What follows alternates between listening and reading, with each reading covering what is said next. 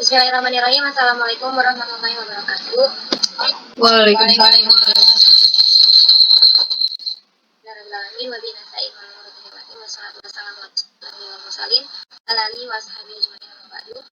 Yang terhormat Bapak Dosen Fakultas Kepala Pak Hafizul Adi MH, dan yang saya hormati teman-teman para presentator, juga teman-teman yang sudah mendengarkan presentasi dari pada pagi hari ini.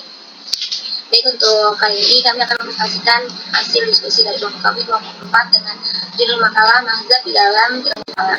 Sebelumnya, anggota dari kelompok 4 ada Ina Safira, Aulia Suhatunisa, Muhammad Fikri, Sofianti, Nadia, Isnul Umam, saya sendiri Kak Sabila, Om Mulyawati, dan Sylvia Prilia. Jadi pada kesempatan kali ini saya sebagai moderator akan memimpin jalannya presentasi. Langsung saja untuk penyampaian materi pertama akan disampaikan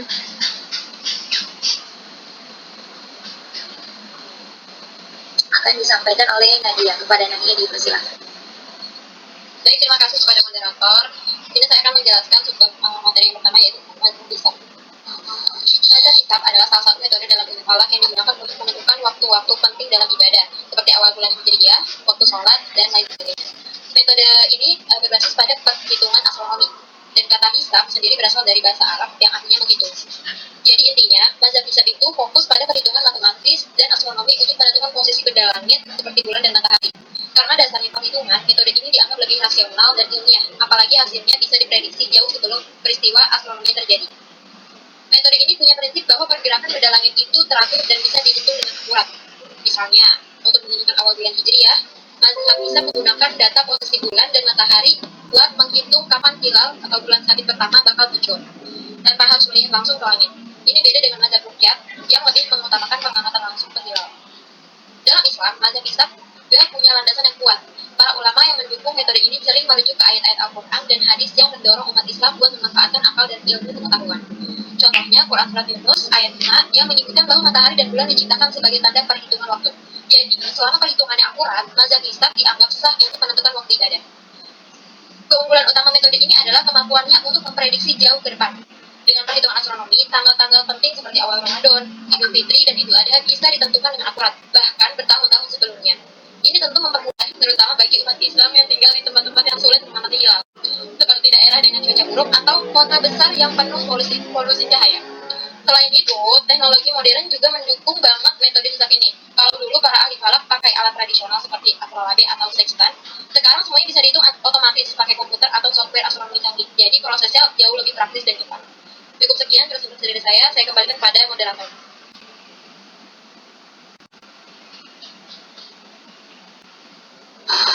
Terima kasih kepada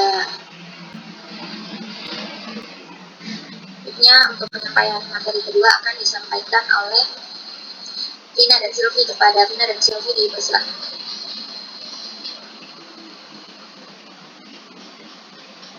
Baik, terima kasih moderator. Selanjutnya tentang mazhab ruqyah. Secara etimologis, ruqyah berasal dari kata ra'a yang berarti melihat, memahami, menduga, memperkirakan, atau mengamati. Dalam konteks penanggalan Islam, ruqyah merujuk pada aktivitas pengalaman hilal bulan sabit muda yang dilakukan pada akhir bulan Sya'ban, Ramadan, dan Zulqa'dah untuk menentukan awal bulan Ramadan, Syawal, dan Zulhijjah. Sementara itu, dalam istilah ilmu falak, ruqyah didefinisikan sebagai proses pengamatan hilal saat matahari terbenam pada tanggal 29 bulan Hijriah. Jika hilal terlihat, maka bulan baru dimulai sejak matahari terbenam. Jika tidak terlihat, bulan yang sedang berlangsung digenapkan menjadi 30 hari atau istikmal. Menurut Susikna Azhari, ruqyah hilal berarti mengamati hilal saat matahari terbenam menjelang awal bulan Hijriah, baik dengan mata telanjang maupun menggunakan teleskop, yang dalam istilah astronomi disebut observasi. Sistem kalender dunia terbagi menjadi 3 jenis. Yang pertama, kalender matahari syamsiah, yang kedua kalender bulan qamariyah, dan yang ketiga, kalender campuran. Kalender matahari didasarkan pada pergerakan bumi mengelilingi matahari dengan lama 1 tahun 365,24 hari. Kalender bulan berpatokan pada pergerakan bulan mengelilingi bumi dengan lama 1 tahun sekitar 354,37 hari. Sedangkan kalender campuran menggabungkan sistem bulan dan matahari. Materi selanjutnya akan disampaikan oleh Sylvie.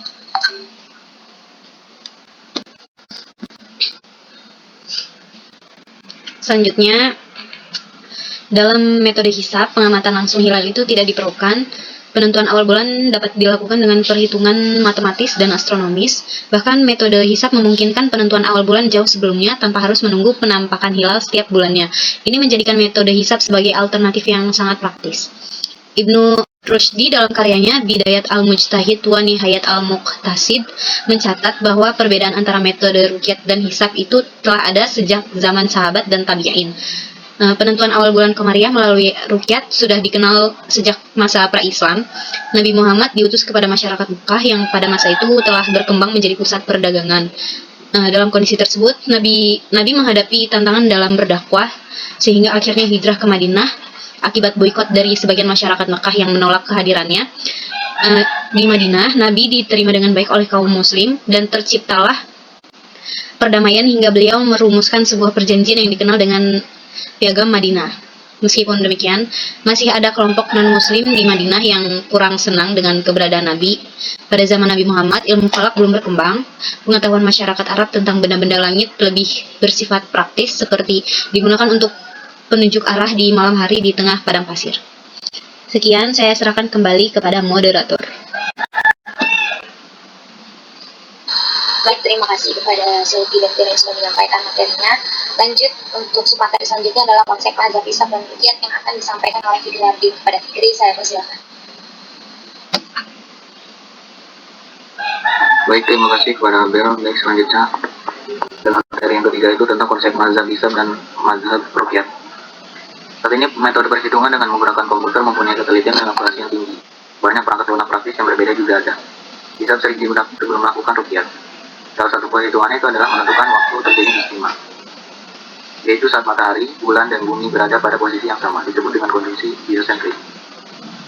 Secara etimologis, kata hisab berasal dari bahasa Arab al-hasb, yang berarti al-adab wa al-insan, bilangan ataupun hitung. Jika dikaitkan dengan an-nasab ataupun keturunan, hisab berarti membutuhkan keberanian, keagungan, kebaikan, dan nenek moyang. Hisab juga berarti al-kasir ataupun banyak, dan al-kafa ataupun cukup. Sebagaimana dalam Al-Quran ada ungkapan Al-Hasan hisaban yang berarti Al-Kafian ataupun memberi banyak berarti cukup. Jadi secara etimologis perhitungan dapat dipahami sebagai perhitungan, kemuliaan, kebaikan ditetapkan oleh nenek moyang ataupun sesuatu yang utuh. Secara terminologis, istilah kalkulus sering dikaitkan dengan aritmatika, yaitu ilmu yang membahas tentang perhitungan secara detail. Dalam cara berbasis, ilmu meteorologi disamakan dengan ilmu astronomi. Berusaha ilmu yang mempelajari benda-benda langit, matahari, bulan, bintang, dan planet-planet lainnya. Istilah ruqyat hilal dalam rangka penentuan awal bulan lunar, melihat hilal dengan mata telanjang, dengas, ataupun alat. Dilakukan setiap akhir bulan ataupun pada tanggal 29 dari bagian lunar hingga bulan. Matahari terbenam. Jika ruqyat hilal berhasil, maka mulai malam itu dihitung sebagai hari pertama bulan baru. Namun jika ruqyatnya gagal, maka malam itu keesokan harinya tetap menjadi bulan berikutnya. Sehingga kehidupan bulan tersebut berakhir pada 30 hari yang disebut istikmal. Dalam melaksanakan ruqyatul hilal, agar tujuannya dapat tercapai secara maksimal diperlukan persiapan yang matang, baik dari segi fisiologi, mental ruqyat, penyediaan data hilal ataupun hasil perhitungan, maupun halaman peralatan dan perbekalan yang lengkap. Dasar hukum hisab yang terdapat dalam surat Al-Luqman ayat 29 yang berbunyi, Bismillahirrahmanirrahim. Alam tara anna Allah yulijul layla fin nahari wa yulijul nahara fil layli wa sakhkhara asy-syamsa wal qamara kullun yajri ila ajalin musamma wa anna Allaha bima ta'maluna basir. Artinya, tidakkah engkau memperhatikan bahwa sesungguhnya Allah memasukkan malam ke dalam siang, memasukkan siang ke dalam malam, dan menundukkan matahari dan bulan, masing-masing beredar sampai pada waktu yang ditentukan. Tidaklah pula engkau memperhatikan bahwa sesungguhnya Allah Maha Teliti terhadap apa yang kamu kerjakan. Mungkin selanjutnya kami bahas dalam materi selanjutnya. Terima kasih Fikri yang telah menyampaikan materi selanjutnya dan fakta hisab dan ruqyat yang akan disampaikan oleh Fikri dan Sofiati. Sebelumnya akan saya bacakan terlebih dahulu.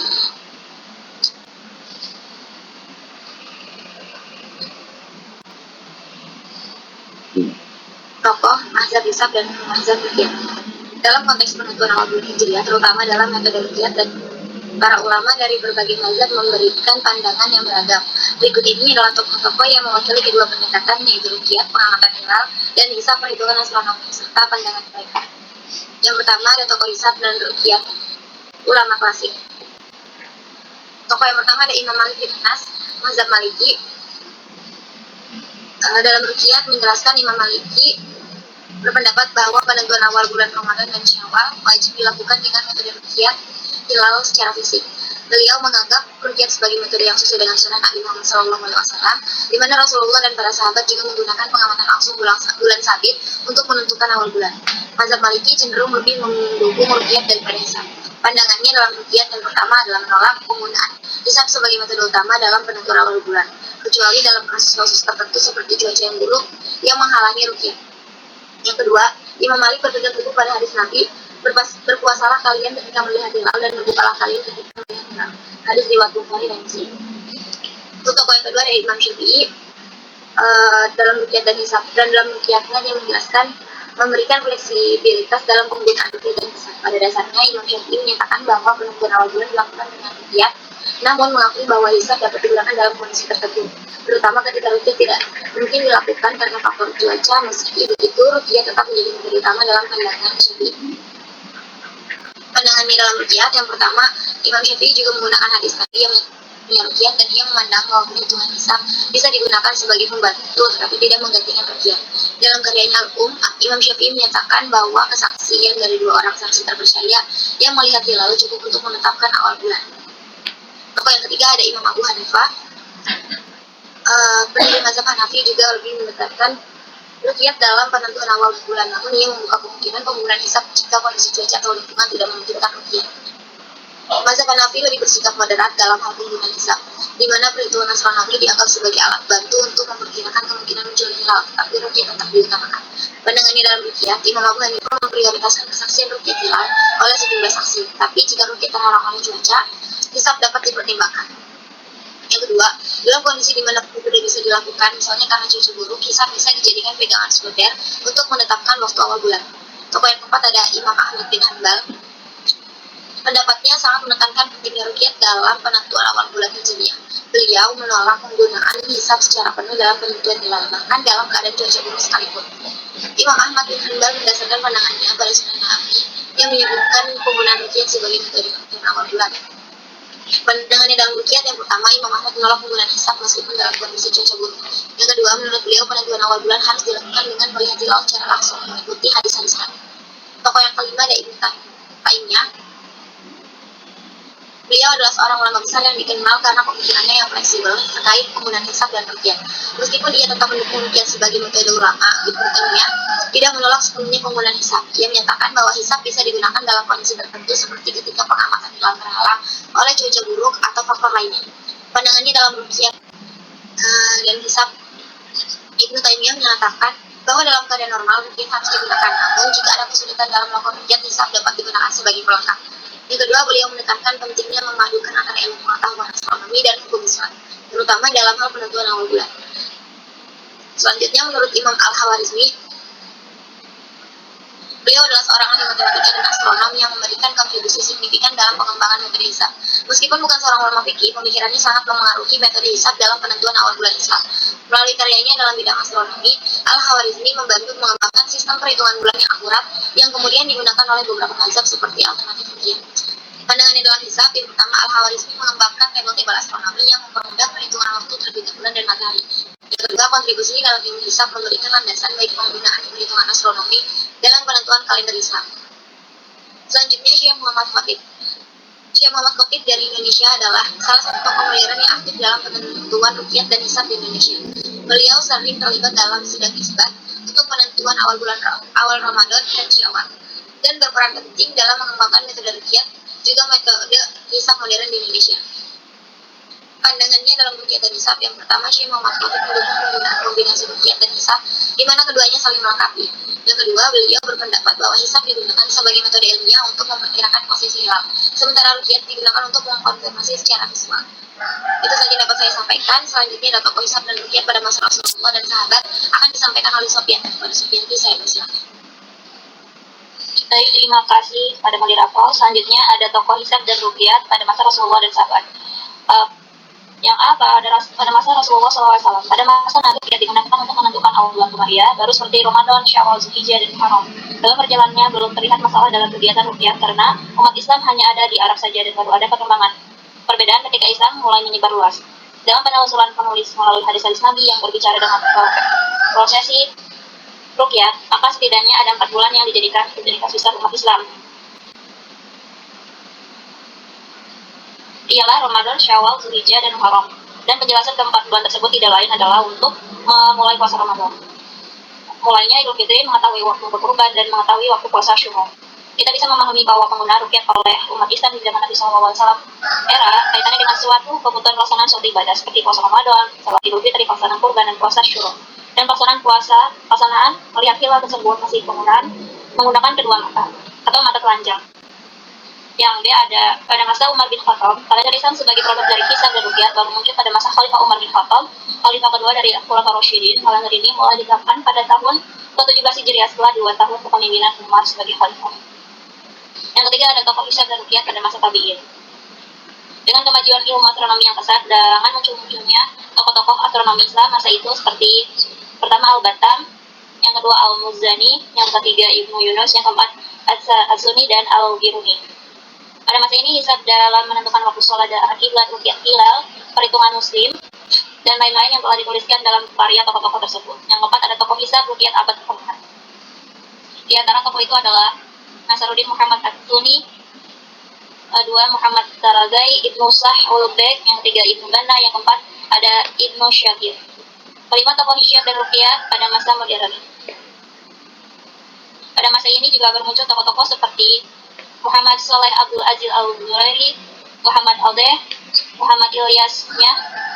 Kemudian di Indonesia sendiri kajian hisab ruqyah juga berkembang dengan cukup besar. Hal ini ditandai dengan lahirnya tokoh-tokoh ilmu falak Nusantara seperti Ahmad Khatib Al-Minangkabawi dengan salah satu karyanya yang berjudul Robo Al-Musad di ilmu al-hisab yang memuat kajian ilmu hitung atau matematika sebagai dasar hisab ruqyah. Yang kedua Muhammad Mansur Al-Batawi dengan bukunya Sulamun Nasyirain fi Ma'rifati Ijtima wa Kusufain yang membahas tentang ijtima, gerhana bulan dan matahari. Ketiga Muhammad Thahir bin Muhammad Jalaluddin Al-Falaki sebagai pengarang kitab Natijatu Al-Umuri yang membahas tentang penanggalan kalender Hijriah dan Miladiyah, menentukan arah kiblat dan menentukan waktu-waktu sholat untuk selamanya. Yang keempat Muhammad Arsyad Al-Banjari dengan kitabnya yang berjudul Ilmu Falak yang secara terperinci menjabarkan ilmu falak. Yang terakhir ada Sa'buddin Jambek yang oleh banyak kalangan tersebut sebagai mujadid ilmu falak. Perkembangan hisab ruqyah di Indonesia juga tidak bisa terlepas dari perbedaan antara dua organisasi masyarakat terbesar yaitu Muhammadiyah yang dikenal dengan mazhab hisab dan Nahdlatul Ulama yang dikenal dengan mazhab ruqyah. Perbedaan antara keduanya beserta argumen yang dibangun berdasarkan perbedaan memahami dalil tentang hisab ruqyah sebagaimana yang sudah dijelaskan pada bagian sebelumnya. Dinamika ini perbedaan memancing pelaksanaannya penelitian mendalam dan memberikan andil cukup besar dalam perkembangan ilmu falak di Indonesia sampai saat ini. Selanjutnya saya serahkan kepada moderator.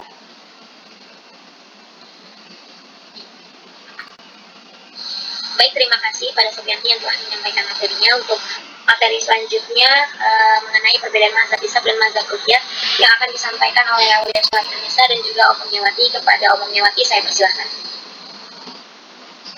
Baik, terima kasih kepada moderator. Saya di sini izin menjelaskan dari yang telah saya sampaikan.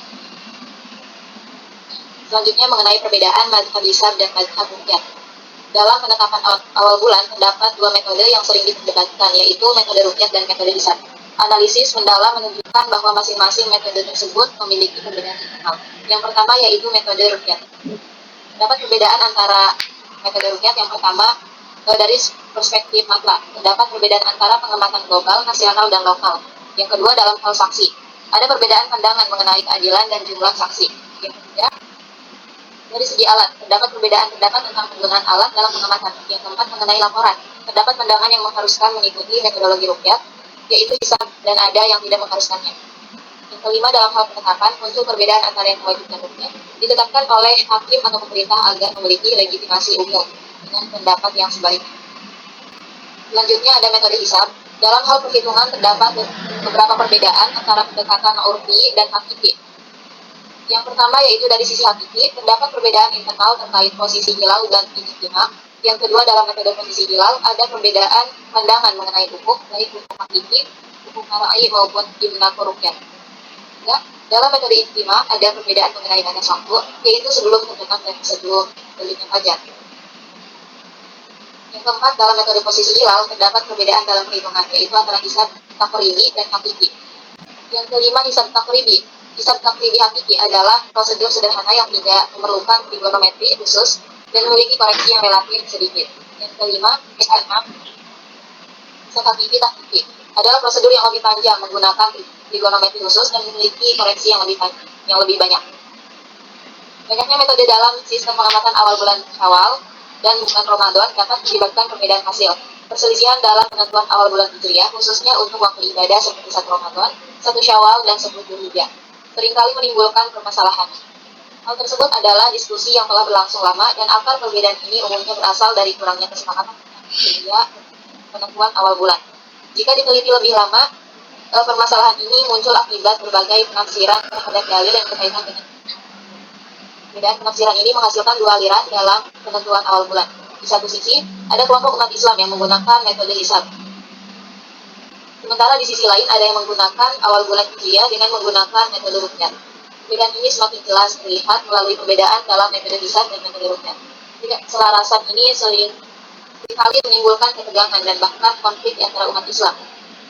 Untuk mengatasi masalah ini, berbagai kegiatan telah dilakukan terkait penetapan awal bulan Hijriah. Pada tahun 1972, pemerintah mendirikan Badan Hisab Rukyat atau BHR di bawah Direktorat Jenderal Bimbingan Masyarakat Islam dengan tujuan menyatukan umat Islam dalam menentukan tanggal 1 Ramadan, Syawal, dan 10 Dzulhijjah. Namun, pendirian BHR ini tidak pernah menyelesaikan permasalahan perbedaan ini. Berbagai upaya untuk mengurangi atau menyatukan perbedaan telah dilakukan oleh akademisi dan organisasi Islam, termasuk seminar yang membahas integrasi antara hisab dan rukyat, serta penelitian yang mengkaji kedua metode tersebut. Beberapa tulisan bahkan mengeksplorasi rukyat sebagai solusi untuk menjembatani perbedaan ini. Sementara yang lain membahas tantangan dalam penentuan awal bulan yang berdasarkan kedua metode tersebut, serta penafsiran ayat terkait hisab dan rukyat oleh organisasi masyarakat. Pendapat para ahli hisab mengenai hadis tentang penentuan awal bulan ini menunjukkan bahwa kelompok yang menganut pada metode hisab berargumen bahwa kata ro'a dalam konteks ini memiliki makna yang dapat dirasionalisasi. Dengan demikian, makna ro'a itu dapat diperluas dan dikembangkan. Jadi saya kembalikan kepada